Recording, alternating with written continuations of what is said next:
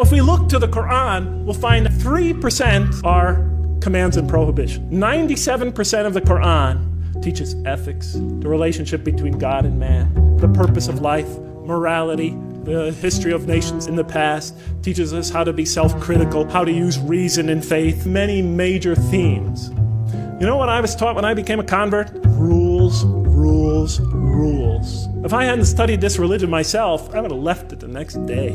Let us begin by following the model established by God himself through his prophet Muhammad. Peace be upon him. Do we practice that here? We're trying to win these kids back over to this religion. And the first thing we do is get them in that door. We tell them, okay, you cover your hair, you do this, don't do that, don't do that. We are obsessed with only that. Be tolerant. If our kids come to our community not so modestly dressed, it's better that they come than not come at all. If their behavior is not perfect, it's better that they come and hear the message. It's better for them to be among us than not to be among us. If the Prophet and his companions adopted our approach, there'd probably be no Muslims today. How about the time the man came and he urinated in the mosque in that famous hadith report? The companions were ready to kill the guy. The report says that they already had their hands on him. The Prophet said, let him go. Go get some water and pour it over it. You've been sent to make things easy for people, not to make them hard.